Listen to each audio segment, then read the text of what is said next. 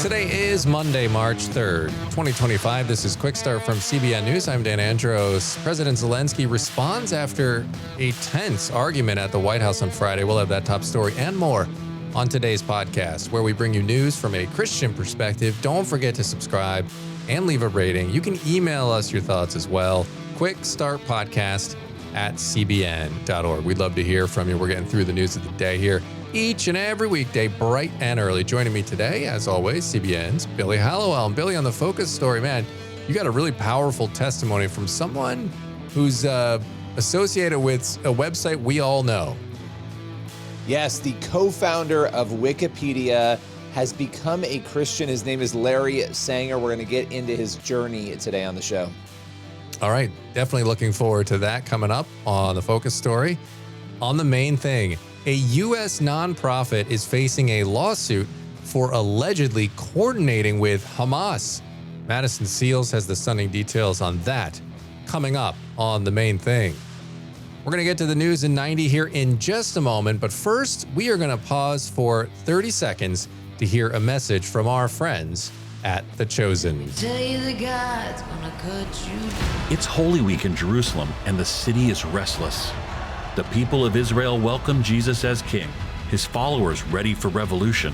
But instead of taking the throne, Jesus turns the tables. Woe to you, scribes and Pharisees! How will you escape being condemned to hell?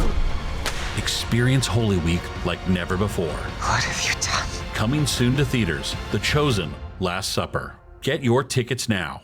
All right, really glad to have our friends at The Chosen aboard on the Quick Start podcast. And with that, we are going to head to the news in 90 seconds.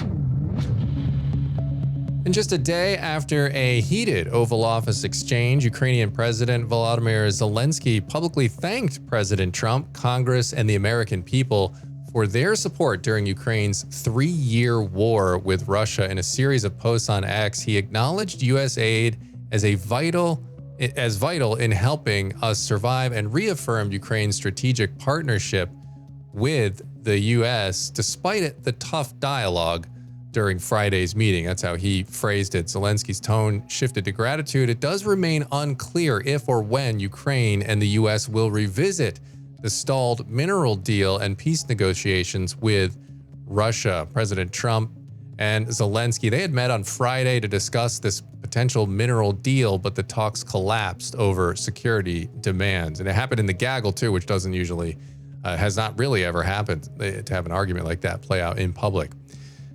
And experts suggest Gene Hackman and his wife's deaths may be the result of a tragic accident.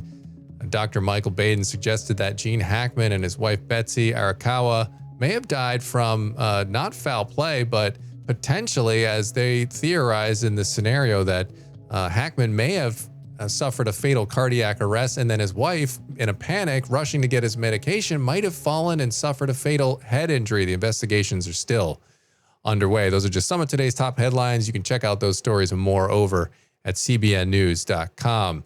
So, Billy, obviously the big story has been what happened there at the White House on Friday.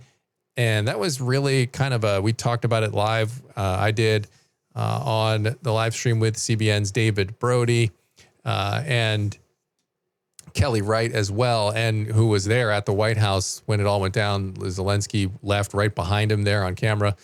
So, I mean, really just kind of shocking. So we'll see where it stands. I mean, Trump and Vance they didn't like the way that Zelensky had come in there and sort of tried to, relitigate this, as Vance said, in front of the press cameras there, because usually that gaggle, Billy, is just sort of that moment where you're like, hey, we're talking and we're looking forward to hashing out the details here, and you keep it very vague and you smile for the cameras, and then you go and you have your discussions behind closed doors.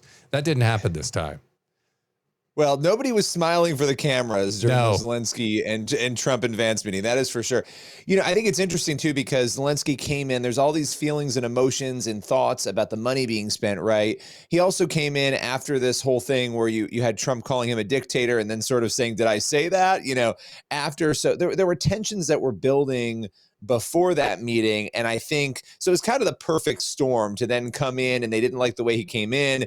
So, yeah, I mean, it's really remarkable, though, because I don't think we've ever really seen anything like that in our lifetime, maybe even ever. honestly, historically, in that kind of setting. Yeah, really, really, definitely interesting. And look, I don't think these things happen by accident. So to me, it seems like, whenever, because all of these politicians know how to play nice in front of the camera. So to me, you have to take everything with that, from politicians, especially with that level of, was this intentional? Was this something that one of them, if not all of them, potentially wanted to play out that way? Like they wanted to have this, maybe they knew the deal was going to fall through. And then each of them wanted to kind of get a feather in their cap as far as being tough on the other. Right. So we don't know. And we'll never know exactly how or why all of that went down the way it went down. But the fact remains, there is no deal. And so Trump said he would listen to Zelensky if he came back and was serious about peace and negotiating peace between Russia and Ukraine. So, I mean, that's something as Christians, regardless of all the other side issues and where we land on that, let's be praying for that, because meanwhile, the people in Ukraine are suffering as a result of this, and Russians as well, Russian soldiers getting thrown into these horrible situations, and maybe they don't even want to be there. So it's something we definitely need to continue praying about. And with that, we are going to head over to the focus story now. And as we mentioned at the top here, the co-founder of Wikipedia recently became an outspoken Christian. Really cool testimony here. Tell me the story. Yeah, this is interesting. Larry Sanger, he spent decades as a skeptic who was really uncertain of where he stood on God and faith. He is now an outspoken Christian. And I had a chance to talk with Larry Sanger. And as you mentioned, he's the co-founder of Wikipedia. He said, "It's finally time for me to confess and explain fully and publicly that I am a Christian." He wrote this in a February 5th blog post. And that ignited a lot of attention because this is a guy, again, who co-founded Wikipedia, well known. He's a philosopher and known to be a skeptic. And so he went on to describe in a very long post on his website what this meant to him. I reached out to him and we had a chance to sit down for a fairly long interview about what unfolded and what he sort of experienced and felt that led him to this place. And so what did end up leading to his conversion? Because I mean, watching your interview, and you can, if you haven't seen it on the CBN News YouTube channel, I'll put the link here in the description of this podcast to that full interview, because it's really fascinating to listen to him talk, because he's very thoughtful. You mentioned philosopher, and he's clearly thought out a lot of these issues and spent a lot of time. It's not like he just got a quiver in his liver one day, right? He's really thought these things out. So what ultimately led to his conversion? Yeah, so Larry Sanger said that, like a lot of other people, he started pondering and thinking deeper about some of these issues in life, right? Is there a higher power? What does this actually mean? It's one thing to sort of be a skeptic, but he said there were a lot of roadblocks in the way when it came to God's existence and how he sort of pondered that. And then, of course, whether or not, God is one thing, but then the Christian God, right? And being a Christian, those are more specific things. And so he started being challenged. And, as he was challenged, he realized that some of these mocking skeptics that were around him, that he found them obnoxious. And it started to make him reflect and think, well, maybe actually I've been influenced in a way that I didn't realize by these other skeptics, right? So it's interesting that people, when they find themselves in the skeptical category, they start to get annoyed by some of the other atheists and skeptics around them, and they start to assess themselves. And so he was really forced to ponder whether or not that secular culture had sort of become enmeshed in his brain and his heart, and then made the non-belief more palatable for him. And so that led him around 2020, actually, around COVID, with the shutdown and all that right beforehand, to start digging deeper. And he said it was really a process. It wasn't just this one moment in time. And he said he started reading the Bible. That was the thing he did first. He started going into scripture and, looking at scripture. He didn't feel really this deep conviction until he started going through and reading what the Bible actually had to say. Wow, that's super interesting. And I think, probably an indictment to a lot of us, just not doing the simple thing and saying, hey, let's read scripture together with our unbelieving acquaintances, or family members. So what's the reaction been like since he made, because this is recent. So what's the reaction been like? Yeah, he recently, came out, this last month actually with the statement that he had become a Christian. But the reaction, he said, has been overwhelmingly positive, and people are really loving it. They want to know more, and he's gone on numerous shows to talk about it. He was very receptive to us, and you can watch it on our YouTube channel. It was a powerful conversation. But yeah, he hasn't had a lot of negative, hasn't heard from a lot of the atheists, at least when we spoke a few weeks back. And so, kind of cool to see that journey. But again, the power of Scripture really is interesting. I think sometimes we think we need bells and whistles and all these other things. And yet here's a guy who founded Wikipedia, who's done all these incredible things. And all he needed to do was actually sit down and read the Bible to understand that it made sense. It applied to his life. And, I found that to be really powerful and a reminder of how simple it is. Keep it simple, read Scripture, encourage people to do that. And the truth will find them, and they will find the truth. Yeah, absolutely. And is he still with Wikipedia? Because I know, he's no longer with them? No, he's no longer with them. I don't know the whole history of that, but he's not part of it anymore. He was just one of the people who co-founded it. And, over the years has had attention for various things he said in media, but he actually joked. He's like, a lot of people have forgotten about me. So he was surprised the reaction was so positive and big, to him, putting this out there. Well, I mean, probably good for him. I mean, I know a lot of people are critical of Wikipedia at this point, particularly on the conservative side of things, thinking that Elon Musk has gone after Wikipedia recently and made headlines with that as well. So, but I love this story because I really do believe, we've talked about this on this podcast, that as Christians, we have, when we're looking for the ultimate truths on the big, meaningful questions of life, like what is the meaning of life? Why do we exist? What's our purpose? Christianity has the answer to those questions because it happens to have the virtue of being true. So I love when somebody like this, who's a smart guy and he's a skeptic, and then they honestly dive into these things, because you'll start to see, and as I've, done my own kind of looking in, similar to how he's done, probably, I don't know if I've done it to the level he has because I am a believer, but I like looking at the different arguments and stuff that the other side makes, that atheists make. And you can just see so many holes in these things, and they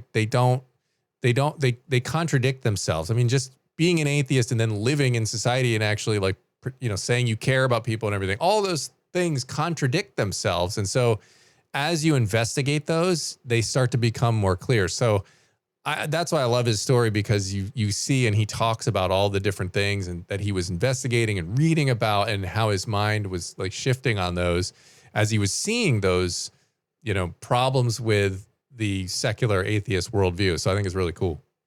Yeah, it is. And, again, it's a reminder that anybody can change, right? Anybody can transform and, become a believer. And now you've got this guy with so much influence out there talking about Jesus in a way that you never would have imagined just a couple of years ago. So it's a great reminder. Love it. And if you want to see that full interview again, we'll have the link to that YouTube interview on CBN News' YouTube channel that Billy did. And you can check out their full conversation there. It's really great stuff. So make sure you check that out. All right. As we mentioned at the top on the main thing here in just a moment, a U.S. nonprofit organization is getting sued for coordinating with Hamas. The stunning details are coming up on the main thing in just 30 seconds after a quick word from our friends here at The Chosen. Let me tell you, the God's gonna cut you. It's Holy Week in Jerusalem. Crowds welcome Jesus as king. Rebellion is in the air. Jesus operates outside our jurisdiction. Rome will descend on us all. But instead of taking the throne, Jesus turns the tables. My house shall be called a house of prayer, but you make it a den of thieves. The world will never be the same. Coming soon to theaters, The Chosen Last Supper. Get your tickets now. All right. Natalie Eckenau is with the Foundation for Defense and Democracies, is taking a look at the U.S. nonprofit now being sued for coordinating with Hamas. She joined Madison Seals to discuss this one on today's main thing. The ceasefire hostage deal between Israel and Hamas is still underway, and we're learning much more about what the hostages have endured at the hands of terrorists, and a few of those hostages revealed just how pervasive the Hamas propaganda was, even here in the U.S. Natalie, can you talk about what we learned from this lawsuit that was filed by 3 Israeli hostages on February 21st? This lawsuit is actually a new development in a story that made the rounds beginning last summer. The 3 plaintiffs in the case are former hostages who the IDF rescued in June. And at that time, the IDF revealed that they were being held captive in the home of a man named Abdallah al-Jamal. At the time, we knew that al-Jamal was a former spokesman for the government in Gaza, which is run by Hamas. And he was also a contributor to the Palestine Chronicle, which is published by a nonprofit based in Washington state called the People Media Project. Back last summer, there were calls in Congress for the Justice Department to investigate the People Media Project and also for the IRS to potentially revoke its tax-exempt status. So this new lawsuit that came out on the 21st is sort of the second chapter in this whole ordeal. The 3 hostages allege that al-Jamal told them Hamas wanted to make sure that Jews, Israelis, Americans, the United States were basically hated anywhere and everywhere. And Hamas was coordinating with allies in the media and on college campuses to make that happen. So People Media Project was basically a vehicle for al-Jamal, the captor, to contribute to that propaganda effort. So this American organization, People Media Project, as you're describing, colluded with the hostages' captor to spread this Hamas propaganda. How exactly did that relationship work? What was their back and forth like? So in this specific case with the People Media Project, the connection between them and the campus protests and activists here in the United States is a bit fuzzy, and hopefully over the course of the legal proceedings and as the lawsuit develops, we'll get some more information as to how not the People Media Project worked with these groups and students on campus. But what I can say is that the involvement of American nonprofits in pro-Hamas activism is something that we've seen before. It's been happening for decades, at least since the Second Intifada. One of the main engines on campus that's driving this activity is a student group called Students for Justice in Palestine, or SJP. SJP receives guidance and training from another American nonprofit called American Muslims for Palestine. And that nonprofit is tied, at least ideologically, to other nonprofits and charities that the federal government previously shuttered or were sued in civil court for providing material support to Hamas. So while the direct linkage between People Media Project and the campus protests isn't quite direct at this point, there is direct linkages between American nonprofits and upset amongst American college students that we've seen before. Yeah, a significant increase in anti-Semitism here in the U.S. as part of the fallout of the war. How do you think that this relationship between the U.S. nonprofit and Hamas terrorists influenced that level of anti-Semitism that we've seen here on college campuses? In the broader propaganda landscape, Hamas isn't just trying to spin the narrative in the States or in the West to stir sympathy for itself or for Palestinians or for the Palestinian cause. The ultimate goal of this propaganda is to incite violence against Jews, against Israelis, even against Americans. This has always been a strategic effort on the part of Hamas and other terrorist groups, and it's really ramped up post-October 7th. And Hamas is taking full advantage of the media and of college students who, wittingly or unwittingly, want to aid in their propaganda effort. And do you think that this new lawsuit will bring to light other journalists who were also working with terrorists? What's unfortunate about this case is actually that al-Jamal isn't a one-off, and the fact that he was a journalist in Gaza and also aiding Hamas isn't surprising. Over the course of the war, there have been multiple journalists in Gaza who've been exposed as at least part-time terror operatives. Some of them even participated on October 7th. Some, like al-Jamal, were holding hostages. Others just were, essentially fork and spoon operators in various terrorist groups. And the evidence against them didn't come out in court or through any sort of legal proceedings. It was all kind of just there in Gaza for the IDF to discover. Troops have uncovered things like personnel tables, salary documents, lists of attendees at training courses that have the names of various journalists and reporters on those lists. Most of those guys worked for Al Jazeera. And Al Jazeera is owned and operated by the state of Qatar. And there's actually another lawsuit right now making its way through American courts that specifically calls out Al Jazeera for its support for terrorism and Hamas specifically. And Al Jazeera really is a network that needs to be put back in the hot seat. Not only does the US have a really close partnership with Qatar and therefore some leverage that it can pull to get Al Jazeera in line, Al Jazeera also has a branch based in the United States called Al Jazeera Plus that mostly does social media type work. And the Justice Department back in 2020 ordered Al Jazeera Plus to register as a foreign agent of Qatar. That's part and parcel for US law, nothing out of the ordinary. What is out of the ordinary is that it's 2025, 5 years later, Al Jazeera is still not complying with that law. And I think something really has to give. I mean, 5 years ago, Al Jazeera caught the attention of the US government. 5 years later, we're 16 months into a war that's seen the IDF discover multiple journalists on Al Jazeera's payroll moonlighting as terrorists, Al Jazeera spreading propaganda probably every day, Al Jazeera giving a platform to Hamas terrorists to actually go on air and deliver their talking points firsthand from their own mouths. And so there's really never been a time like the present to force Al Jazeera to really do the bare minimum and comply with US law. All right, Madison, appreciate that conversation there, man. Really disturbing stuff. And the support that Hamas has seen around the globe through protests and everything else has been nothing short of saddening and maddening as well. It's very frustrating to see just evil be celebrated like that. So I appreciate you putting the focus on that story today, Madison. All right, that's going to leave us with time for one last thing on the podcast today. We're going to look at Psalm 103. Bless the Lord, O my soul, and all that is within me. Bless his holy name. Bless the Lord, O my soul, and forget not all his benefits. And Billy, I just love that. Obviously, we know the song that's been made famous from that, which is a wonderful song about Psalm 103 that we all probably know pretty well. But I just love this idea that, hey, whatever is going on, let's remember about all the good things that God gives us.